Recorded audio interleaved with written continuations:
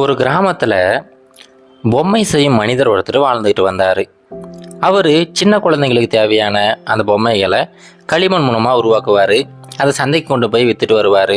அதில் வர வருமானத்தை வச்சு தான் அவங்க வாழ்ந்துக்கிட்டு இருந்தாங்க. அவரும் அவருடைய மனைவியும் மகிழ்ச்சியாக வாழ்ந்துக்கிட்டு வந்தாங்க. ஒரு சமயம் அவர் பொம்மை செஞ்சுக்கிட்டு இருந்தார். அப்படி செஞ்சுக்கிட்டு இருக்கும்போது அவருடைய மனைவி அவங்கக்கிட்ட வந்து பேசிக்கிட்டு இருக்காங்க. அப்படி பேசிக்கிட்டே இருக்கும்போது இவர் சொல்கிறாரு, இன்றைக்கி நான் புதிய ரக பொம்மையெல்லாம் செஞ்சுருக்கிறேன். இந்த டிசைன் ரொம்ப புதுசாக இருக்குது. கண்டிப்பாக சந்தையில் நிறைய வியாபாரம் ஆகும் அப்படின்னு சொல்லிட்டு அவங்க மனைவி கிட்ட சொல்கிறாரு. அவங்க மனைவியுமே அந்த பொம்மையை வாங்கி பார்க்குறாங்க. அந்த பொம்மை அவ்வளோ அழகாக இருக்குது. இது வரைக்கும் அவங்க செஞ்சதுலேயே இந்த பொம்மை தான் ரொம்ப அழகாக இருக்குது. ஆனால் என்னென்னா அவர் நிறைய பொம்மைகள் செய்யலை, ஒரு சில பொம்மைகள்லாம் செஞ்சுருக்கிறாரு. இப்போ அவங்க மனைவி கேட்குறாங்க, ஏங்க நீங்கள் சொல்கிறதெல்லாம் சரிதான், இந்த பொம்மை ரொம்ப அழகாக இருக்குது, கண்டிப்பாக அதை பார்த்த உடனே மக்கள் இதை வாங்கிட்டு போயிடுவாங்க. ஆனால் நீங்கள் செஞ்சது ரொம்ப குறைந்த எண்ணிக்கையில் இருக்குது. இப்போ சீக்கிரமாக அது தீர்ந்து போயிடும். இப்போது நிறைய பேர் கேட்டாங்கன்னா என்ன பண்ணுவீங்க? நீங்கள் இன்னும் கொஞ்சம் பொம்மைகளை சேர்த்து செய்ய வேண்டியது தானே அப்படின்னு சொல்லிட்டு அவங்க மனைவி கேட்குறாங்க. அதுக்கு இவர் சொல்கிறாரு, இல்லைம்மா, நம்மக்கிட்ட இருக்கிற களிமண் ரொம்ப கம்மியாக இருக்குது. இதை வச்சு இவ்வளோ பொம்மைகள் தான் செய்ய முடிஞ்சிச்சு. மேலும் பொம்மைகள் செய்யணும் அப்படின்னா கண்டிப்பாக களிமண் தேவைப்படும் அப்படின்னு சொல்லிட்டு சொல்கிறாரு. அதுக்கு அவங்க மனைவி சொல்கிறாங்க, நீங்கள் ஒன்று பண்ணுங்கள், நம்ம பக்கத்து நிலம் இருக்குது பார்த்தீங்களா, அந்த நிலத்தில் நிறைய நல்ல களிமண்லாம் இருக்குது. நீங்கள் வேணால் அந்த மனிதர்கிட்ட போயிட்டு பர்மிஷன் கேளுங்க. அவர் ஓகே சொன்னார்னா அந்த களிமண்ணை எடுத்துகிட்டு வந்து பொம்மை செஞ்சுக்கலாம் அப்படின்னு சொல்லிட்டு இந்த மனிதருக்கு ஒரு ஐடியா கொடுக்குறாங்க. சரி, இவருமே அந்த பக்கத்து நிலத்துக்காரர்கிட்ட போயிட்டு, ஐயா, இந்த மாதிரி நான் பொம்மை செய்யறதுக்கு கொஞ்சம் களிமண் தேவைப்படுது. உங்கள் நிலத்தில் இருக்கிற களிமண் பார்த்தீங்கன்னா ரொம்ப அருமையாக இருக்குது. அதுவுமே உங்கள் கிணத்துக்கு பக்கத்தில் அந்த களிமண் எல்லாமே ரொம்ப ஈரப்பதத்தோட அருமையாக இருக்குது. அது நீங்கள் கொஞ்சம் கொடுத்தீங்கன்னா நான் அதை வச்சு பொம்மை செஞ்சுக்குவேன், கொஞ்சம் உதவி பண்ணுங்க அப்படின்னு சொல்லிட்டு அந்த பக்கத்து நிலத்துக்காரர்கிட்ட இந்த மனிதர் போய் உதவி கேட்குறாரு. இப்போ என்னென்னா, இந்த பொம்மை செய்யும் மனிதர் எப்போவுமே வெள்ளந்தியாக இருப்பார், எல்லாருக்கிட்டையும் ரொம்ப நல்லா பேசுவார். இவர் ரொம்ப நல்ல மனிதர். இவருடைய வெள்ளந்தித்தனத்தை எல்லோரும் ரொம்ப சுலபமாக பயன்படுத்திப்பாங்க. அதே மாதிரி தான் அந்த பக்கத்து நிலத்துக்காரரும் கொஞ்சம் யோசிக்கிறாரு. சரி, இவர் களிமண் கேட்குறாரு, இவரை வச்சு நம்ம ஏதாவது ஆதாயம் தேடுவோம் அப்படின்னு சொல்லிட்டு யோசிக்கிறாரு. உடனே இந்த மனிதர்கிட்ட சொல்கிறாரு, இங்கே பாருப்பா, நீ சொல்கிறதெல்லாம் சரிதான், இந்த களிமண் ரொம்ப அருமையாக இருக்கும். ஆனால் என்னென்னா, என்னுடைய கிணறு இருக்குது பார்த்தியா, அந்த கிணத்தோட அடியில் இருக்கிற களிமண் மேலே இருக்கிறதோட ரொம்ப அருமையாக இருக்கும். ஆனால் என்ன, இப்போ அந்த கிணத்தோட அடியில் கொஞ்சம் அழுக்குகள்லாம் சேர்ந்துருக்குது. நீ மட்டும் அதை கொஞ்சம் ரிமூவ் பண்ணிவிட்டு ஒரு 10 அடி இன்னும் ஆழமாக தோண்டினா கண்டிப்பாக நீ நினைக்கிறத விட ரொம்ப அருமையான களிமண் உனக்கு கிடைக்கும் அப்படின்னு சொல்லிட்டு இந்த மனிதர் அவர்கிட்ட சொல்கிறாரு. இப்போது அந்த பக்கத்து நிலத்துக்காரர் என்ன யோசிக்கிறாருன்னா, இவர் உதவி கேட்டு வந்திருக்கிறாரு, அதை நம்ம பயன்படுத்திக்குவோம், இவரை வச்சு அந்த கிணறு தூர்வாரிடலாம் அப்படின்னு சொல்லிட்டு முடிவு பண்ணுறாரு. சரி, அந்த பொம்மை செய்கிறவருக்கும் வேறு வழி கிடையாது. சரிங்க ஐயா, நீங்கள் சொல்கிறது போலவே செய்கிறேன் அப்படின்னு சொல்லிட்டு அந்த கிணத்துள்ள இறங்கி கொஞ்சம் கொஞ்சமாக அங்கே இருக்கிற எல்லா அழுக்குகளையுமே நீக்கிக்கிட்டே இருக்கிறாரு. அவர் சொன்னது போலவே கொஞ்சம் கொஞ்சமாக தோண்டிக்கிட்டே இருக்கிறாரு. கிட்டத்தட்ட 10 அடிக்கு மேலே போனதுக்கப்புறமா திடீர்னு அவருடைய கடப்பாறை வச்சு இடிக்கும்போது ஏதோ உலோகத்தை மேலே இடிச்சது மாதிரி சத்தம் கேட்குது. என்னது இது அப்படின்னு சொல்லிட்டு அப்படியே தோண்டி பார்க்குறாரு. அந்த மண்ணுக்கு அடியில் இரும்பால் செய்யப்பட்ட ஒரு பாத்திரம் ஒன்று இருக்குது. அதை அப்படியே வெளியில் எடுத்து என்னவா இருக்கும் அப்படின்னு சொல்லிட்டு ஓப்பன் பண்ணி பார்க்குறாரு.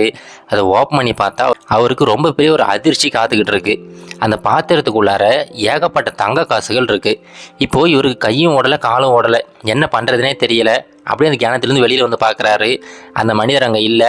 வேக வேகமாக அந்த பாத்திரத்தை எடுத்துக்கிட்டு அவர் வீட்டுக்கு போயிடுறாரு. வீட்டுக்கு போயிட்டு அவர் மனைவி கிட்ட ரொம்ப பத்திரத்தோடு பேசிக்கிட்டு இருக்கிறாரு. அப்போ அவங்க மனைவி சொல்கிறாங்க, ஏங்க, களிமண் எடுத்துகிட்டு வரேன்னு போனீங்க, ஆனால் இவ்வளோ நேரம் ஆச்சு, என்னாச்சு, களிமண் எடுத்துகிட்டு வந்தீங்களா இல்லையா அப்படின்னு சொல்லிட்டு விசாரிக்கிறாங்க. அதுக்கு இந்த மனிதர் சொல்கிறாரு, இங்கே பாருமா, நான் களிமண் தான் தோண்டிக்கிட்டு இருந்தேன், ஆனால் திடீர்னு அங்கே இவ்வளோ பெரிய ஒரு பாத்திரம் ஒன்று கிடச்சிச்சு. என்ன இருக்குது அப்படின்னு சொல்லிட்டு திறந்து பார்த்தா உள்ளே முழுவதும் தங்க காசுகளாக இருக்குது அப்படின்னு சொல்லிட்டு அவங்க மனைவி கிட்ட காட்டுறாரு. அதை பார்த்த உடனே அவங்க மனைவிக்கு ரொம்ப சந்தோஷமாயிடுச்சு. ஒரு வழியாக நம்முடைய எல்லா கஷ்டங்களும் தீரப்போகுது, இந்த தங்க நாணயங்களை நாமளே வச்சுக்கலாம் அப்படின்னு சொல்லிட்டு அவங்க கணவர்கிட்ட சொல்கிறாங்க. ஆனால் இந்த மனிதர் ரொம்ப நேர்மையானவர். அவருக்கு இந்த தங்க காசுகளை வச்சுக்கிறதுக்கு கொஞ்சம் கூட விருப்பமே இல்லை. இவர் என்ன சொல்கிறாருன்னா, இங்கே பாருமா, இந்த பாத்திரம் இருக்குது பார்த்தியா, இது நம்ம பக்கத்து நிலத்துக்காரரோட கிணத்துலேருந்து தான் கிடச்சிச்சு. இது அவருடைய நிலத்துலேருந்து கிடைச்சதுனால இது அவருக்கு தான் சொந்தம். நான் அதை கொண்டு போயிட்டு அவர்கிட்ட கொடுத்துட்டு வந்துடுறேன் அப்படின்னு சொல்லி அந்த பாத்திரத்தை அப்படியே எடுத்துக்கிட்டு போயிட்டு அந்த பக்கத்து நிலத்துக்காரர்கிட்ட, ஐயா நீங்கள் சொன்னது மாதிரி அந்த கிணத்தை தோண்டிக்கிட்டு இருந்தேன், தோண்டும் போது இந்த பாத்திரம் உள்ள கிடச்சிச்சு, இதுக்குள்ளே ஏகப்பட்ட தங்க காசுகள் இருக்குது அப்படின்னு சொல்லிட்டு அவர்கிட்ட ஒப்படைச்சிடுறாரு. அவருக்குமே ரொம்ப அதிர்ச்சியாக இருக்குது. என்னப்பா சொல்கிற, உண்மைதானா அப்படின்னு சொல்லிட்டு அந்த தங்க காசுகள்லாம் எடுத்து எடுத்து பார்க்குறாரு. அது வந்து உண்மையான தங்க காசுகள் தான். இப்போது இந்த பானை செய்கிறவர் என்ன சொல்கிறாருன்னா, ஐயா இந்த பொக்கிஷம் வந்து கவர்மெண்ட்டுக்கு சொந்தமானது, நீங்கள் வந்து ஒப்படைச்சிருங்க அப்படின்னு சொல்லிட்டு அவர் அங்கேருந்து போயிடுறாரு. ஆனால் இந்த மனிதருக்கு இந்த பொக்கிஷத்தை கவர்மெண்ட் கிட்ட ஒப்படைக்கிறதுக்கு எந்த ஒரு மனமுமே இல்லை. இவர் வேறு மாதிரி ஒரு யோசனையை யோசிக்கிறாரு. நேராக போலீஸ் ஸ்டேஷனுக்கு போகிறாரு. போயிட்டு இந்த மாதிரி அந்த பானை செய்யும் மனிதர் கொஞ்சம் தங்க காசுகளை ஒழிச்சு வச்சிருக்கிறாரு, அது அவருக்கு மண்ணுக்கடியிலேருந்து கிடச்சிருக்கு அப்படின்னு சொல்லிட்டு ஒரு கம்ப்ளைண்ட் பண்ணுறாரு. இப்போ இன்ஸ்பெக்டர் அங்கேருந்து வேக வேகமாக வந்து இந்த பானை செய்யும் மனிதர்கிட்ட விசாரிக்கிறாரு. ஏன்பா இந்த மாதிரி உங்கள் வீட்டில் தங்க காசை வச்சிருக்கியா அப்படின்னு சொல்லிட்டு கேட்குறாரு. அதுக்கு இவர் சொல்கிறாரு, இல்லைங்க ஐயா, நேற்று வந்து மண்ணுக்கடியில் எனக்கு ஒரு புதையல் கிடச்சிச்சு, அதை கொண்டு போயிட்டு யாருக்கு உரிமையானவரோ அவர்கிட்டே ஒப்படைச்சிட்டேன் அப்படின்னு சொல்லிட்டு பக்கத்து நிலத்துக்காரரை கை காட்டி விடுறாரு. ஆனால் இன்ஸ்பெக்டருக்கு ஒன்றும் சந்தேகம் போகலை. உங்களுடைய வீட்டை வந்து சோதனை பண்ணணும்பா அப்படின்னு சொல்லிட்டு இவர்கிட்ட கேட்குறாரு. உடனே இவருமே தாராளமாக சோதனை போடுங்க அப்படின்னு சொல்லிட்டு உள்ள எல்லா போலீஸ்காரருமே உள்ளே அனுப்பி விடுறாரு. இப்போ என்னென்னா, இவருடைய மனைவி பயந்துக்கிட்டே இருக்கிறாங்க. என்ன காரணம்னா, அந்த பாத்திரத்தை கொண்டு வந்தார் பார்த்தீங்களா, அதிலிருந்து கொஞ்சம் தங்க காசுகளை எடுத்து இவங்க வீட்டுக்குள்ளே ஒழிச்சு வச்சிருக்கிறாங்க. இப்போ இதை வந்து எப்படியாவது போலீஸ் கண்டுபிடிச்சிருவாங்களோ அப்படின்னு சொல்லிட்டு ரொம்ப பயத்தில் நடுங்கிக்கிட்டே இருக்கிறாங்க. அவங்க எதிர்பார்த்தது போலவே போலீஸ் அந்த தங்க காசுகளை எடுத்துட்டாங்க. இப்போ இன்ஸ்பெக்டர் இவர்கிட்ட வந்து கேட்குறாரு, இது எப்படிப்பா வந்துச்சு உங்கள் வீட்டில்? தங்க காசுகளே இல்லை, எல்லாத்தையும் கொடுத்துட்டேன்னு சொன்னேன், ஆனால் இவ்வளோ தங்க காசுகள் இருக்குது, இது எப்படி சாத்தியம் அப்படின்னு சொல்லிட்டு விசாரிக்கிறாரு. இப்போ அவங்க மனைவி வந்து அழுதுகிட்டே சொல்கிறாங்க, ஐயா தயவு செஞ்சு மன்னிச்சிடுங்க, இந்த மாதிரி நேற்று அவர் எடுத்துகிட்டு வந்தது உண்மைதான், நான் அதிலிருந்து கொஞ்சம் தங்க காசுகளை எடுத்து எங்கள் வறுமையை போக்குறதுக்காக வச்சுக்கிட்டேன், என்னை தயவு செஞ்சு மன்னிச்சிடுங்க அப்படின்னு சொல்லிட்டு மன்னிப்பு கேட்குறாங்க. இப்போ இன்ஸ்பெக்டர் இங்கே மட்டும் விசாரணை பண்ணலை, நேராக அந்த புகார் கொடுத்தாரு பார்த்தீங்களா, அந்த பக்கத்து நிலத்துக்காரர் அவர்கிட்டையும் போயிட்டு விசாரிக்கிறாங்க. ஆனால் அவர் இல்லவே இல்லை அப்படின்னு சொல்லிட்டு சாதிக்கிறாரு. கொஞ்சம் விசாரணைக்கு அப்புறமா அந்த போலீஸ்காரர்கிட்டையே பேரம் பேச ஆரம்பிக்கிறாரு. இங்கே பாருங்கள் இன்ஸ்பெக்டர், எனக்கு தங்க காசு கிடைச்சது உண்மைதான், நம்ம ஒன்று பண்ணுவோம், அதை சரிபாதியாக பிரிச்சுக்கலாம், நான் உங்களுக்கு பாதி தங்க காசுகளை கொடுத்துட்றேன், மீதி தங்க காசுகளை நானே வச்சுக்கிறேன் அப்படின்னு சொல்லிட்டு அவருக்கு லஞ்சம் கொடுக்க பார்க்குறாரு. இந்த வார்த்தை கேட்ட உடனே இன்ஸ்பெக்டர் முடிவு பண்ணிட்டாரு, கண்டிப்பாக இவர்கிட்ட தான் புதையல் இருக்குது அப்படின்னு சொல்லிட்டு.